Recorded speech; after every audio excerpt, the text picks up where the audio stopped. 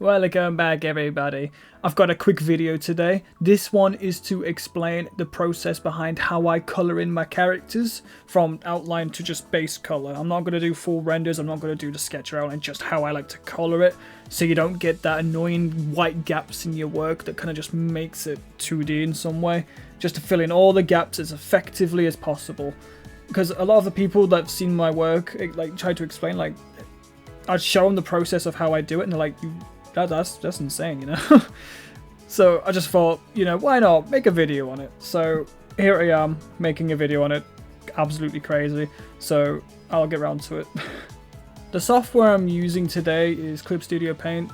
I will always be using Clip Studio Paint. It's not going to change. So here I am, Clip Studio Paint. It doesn't really matter what software you use. The rules kind of remain the same. It's just the layout is Clip Studio. Okay. So without further delay, this is what we got to work with. This is an outline I did of myself as a wizard. Absolutely insane. It's pretty good though. The line width could have been a slightly bit better in some areas, but I am being picky. What we want to do first is go to the right hand side, select your paper, make sure it's not perfectly white. Make it like a light grey, like so. Just to help you see what I'm about to show you actually. So what we're going to do is create a layer underneath the outline layer. Make sure it's a raster layer. We go to the Magic Wand tool. We select outside the drawing, so the background, which will do this. Now, in some poses, there will be everything, it will cover the outside section. So if I were to just get a brush or something, get like the color red, you can see it goes on the outside section. But you can see here it doesn't cover here. So what we got to do is go back to the Magic Wand tool, hold shift and left click again, which should save this and put it onto here at the same time. Pretty cool. So all these little gaps here, you fill these in like just like that, and make sure there's nothing else. See, oh, sneaky, sneaky. And you can see there's a tiny one up there. Just put that there. There we go. All went there. Oh, rotating my canvas again. So there you go. When this happens, okay, this is now the really important part. What I like to do, all right, we like to go down to this grey bar on the bottom, which will be below your canvas. It's always gonna be there. Okay. What we're gonna do next is select the invert selected area, which should be on the far left here. You select this, and it will invert what's going on here. So it'll only color the inside section.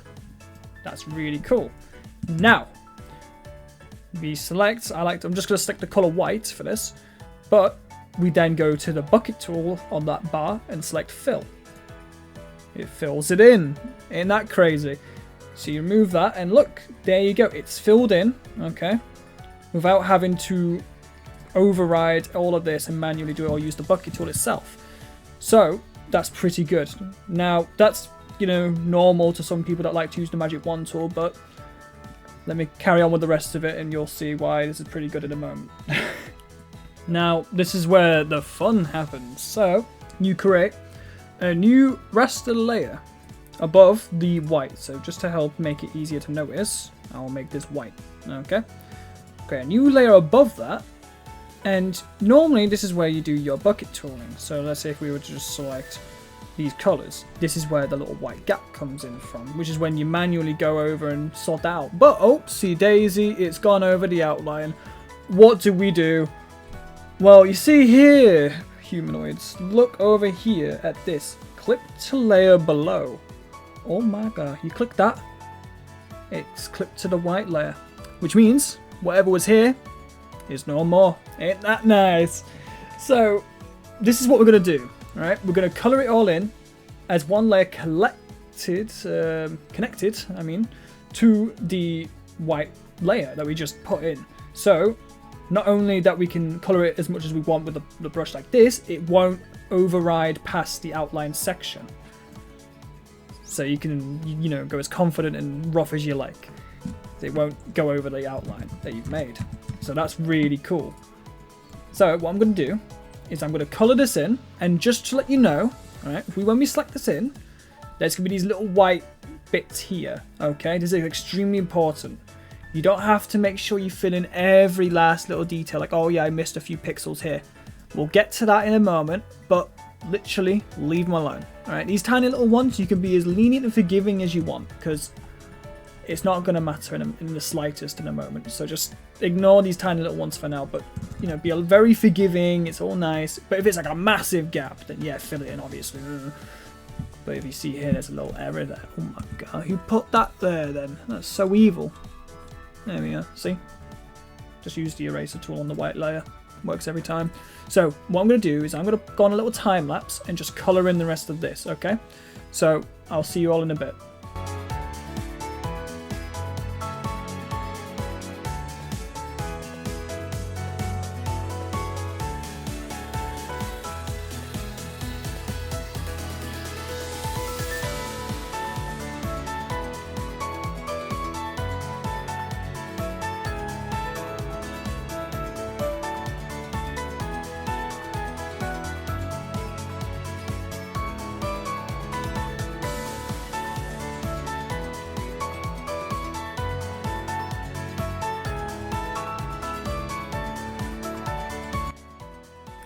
Alrighty then, you've coloured it in.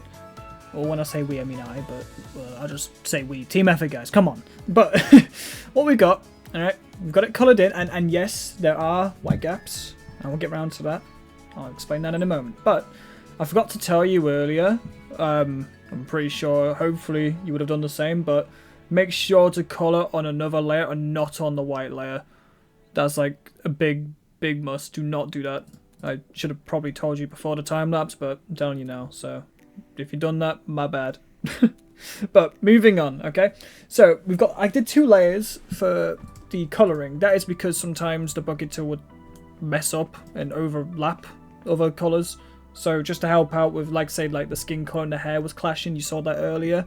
So I had to kind of put it on different layers. But when you do that and added all the colours, just merge them together like this. Alright, so just one big layer of colour, okay? So when you remove that, it's white again, okay? Now, the important thing is... now, we go to the white layer, very important, and we're going to alpha lock it, okay? We're going to get a brush, make it the same colour as the outline, for mine it's black, so I'll just go with black. Set it to the biggest brush imaginable, and colour it all in like this, making the white now black, which in turn removes all the white specks, as you can see, makes it black. And that's smart. So I can just do on and offs. So you go on, off, white, black, black. Same over here, white, black, black. It kind of just fills it in now, doesn't it? And now it looks full, you know? It looks good. And I'm not entirely sure that you can do it another way. That you can literally just, if we were to say the white again, you can literally just go to edit and, you know, do your hue saturation. That's another thing you can do. Just set it all the way down to black. Instead of doing all the fancy alpha locks and that. That is also another option, but I just like to alpha lock things just in case if I wanted to add like a gradient or whatnot. You know, in case you felt like it. But that's just what I like to do. And also if you want to pick a specific colour, you can't exactly get the exact colour on the hue / saturation filter. So yeah, it's just easier for me at least. But that is how I like to do it. And as you can see, I kind of missed a bit there, but I kind of like the way it looks like black there by the thing, because you can see here it's white. I forgot to fill that in, but I kind of like the black, you know. Might keep it. So that's all nice and dandy. So now the thing is, if we were to get something up, yeah, you can't see what I'm doing right now. I'm just going through my folders. Yeah, how dare you? Stop looking. Now you can look. So the final outcome, in case you were curious, looks like this. It's a fancy wizard called Micamajin. Shocking name, I know. I don't know what type of goofy name that is, but yeah, you're welcome.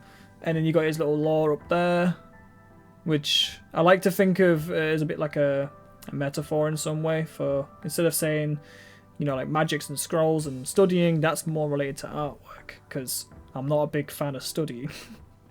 So I like to be, you know, I'm a self-taught artist, and I like to learn from my own mistakes instead of looking online and going, oh yeah, that's nice. But that's just how I like to do things, you know?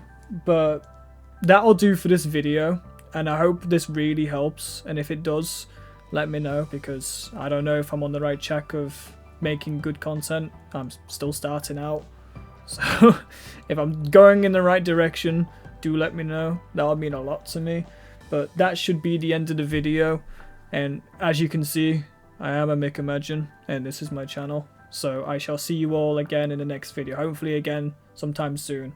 Alright, bye bye everybody.